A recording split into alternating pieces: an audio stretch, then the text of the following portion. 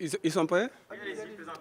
Ok, donc bonjour tout le monde. Moi, je m'appelle Laurent Gomis. Je suis le directeur du projet Lift Cachou, financé par l'USDA et piloté par Shelter for Life International.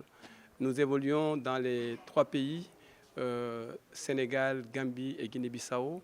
Voilà pourquoi on nous appelle le projet Segabi, compte tenu de cette zone-là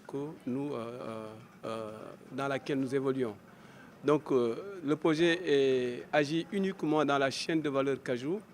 C'est un peu bizarre.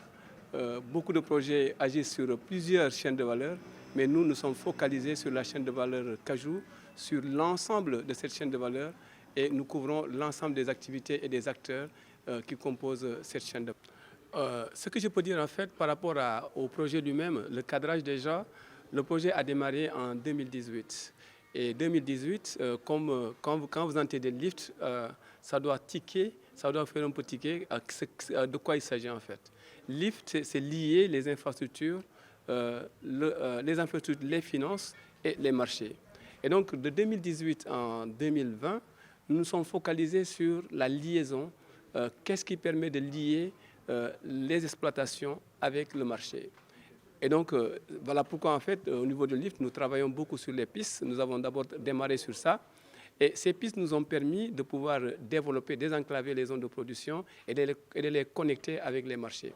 Donc, à partir de 2020, nous sommes résolument tournés vers la mise en relation, vers l'exploitation carrément de la chaîne de valeur en tant que telle, ce que les gens connaissent dans une chaîne de valeur. C'est-à-dire encadrer le producteur, voir quels sont les liens qu'ils peuvent avoir avec les acteurs commerciaux, voir la transformation, comment on peut ajouter de la valeur, parce que quand on dit chaîne de valeur, il faudrait qu'on arrive à ajouter de la valeur. Et donc, en 2020, on s'est résolument tourné sur ces questions-là. Et ces questions-là, on a buté sur une première chose, une première contrainte, c'est le financement des producteurs. Comment faire pour que les producteurs aient ce premier financement qui leur permet de tourner et de pouvoir valoriser, comment dirais-je là, la noix qu'ils ont. Et on n'a rien contre les intermédiaires, mais faudrait-il aussi que nos producteurs ou les producteurs qui sont au niveau de la ressource puissent gagner. Et fort de cela, on s'est dit il faudrait qu'on trouve un système. Le premier système, c'est d'abord d'organiser les producteurs en coopérative, afin que ces producteurs-là puissent ramasser la noix ensemble, la collecter ensemble, la mettre ensemble et pouvoir vendre ensemble. Ça, ce n'est pas une mince affaire. D'autant plus que, bon, un producteur qui collecte ses noix, il a d'abord besoin de l'argent tout de suite, il a besoin de liquidité et il ne peut pas attendre. Donc, il fallait trouver d'autres leviers. Nous avons utilisé nos partenaires financiers, que ce sont CMS, PAMECAS, les autres banques, etc. Je ne fais pas la publicité des banques, mais nous avons utilisé toute cette armada de financement pour pouvoir aller vers les producteurs. Shelter for Life, en tant que tel, n'a pas d'argent à donner aux producteurs. On n'en a pas.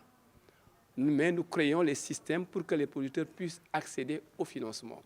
C'est-à-dire nous créons les conditions pour que les banques puissent dire « Ok, c'est un bon client et nous pouvons donner à ce client-là de l'argent ». C'est ça tout à fait. En fait, notre vision, c'est de dire aujourd'hui que le producteur étant la première personne ou bien le premier acteur de la chaîne, que ce producteur-là puisse grandement bénéficier des atouts de la production de l'anacarde. Et pour cela, on se dit, l'un des meilleurs moyens, comme je l'ai dit aujourd'hui, c'est d'abord de faire, de les organiser en coopérative. Mais en plus de cela, en deuxième année, on s'est dit, tiens, la ressource producteur, les éléments producteurs, l'acteur producteur en tant que tel, il y en a combien en fait? Aujourd'hui, aucune statistique ne peut vous dire qu'il y en a combien, ni au Sénégal, ni en Guinée-Bissau ou en Gambie. Et donc, on s'est dit on va faire un recensement intégral des producteurs. Et ensuite, ce recensement va être évolutif. On va évoluer après vers le comptage, non seulement des producteurs, mais vers le comptage des arbres. C'est quoi le patrimoine végétal que nous avons au niveau de chaque pays? Et donc, aujourd'hui, nous avons déjà atteint le premier palier, c'est-à-dire savoir déjà combien de producteurs nous avons, sur l'espace Segabi, c'est-à-dire Sénégal, Guinée, Gambie, et nous sommes autour de 30 000 producteurs qui sont carrément actifs, c'est-à-dire les gens qui travaillent en réalité chaque jour dans une exploitation. Bon, on est conscient que nous n'avons pas touché l'ensemble. Et voilà pourquoi puisque ce recensement étant fait avec des outils performants, des outils de qualité, parce que nous avons une section qui s'appelle Lift Up.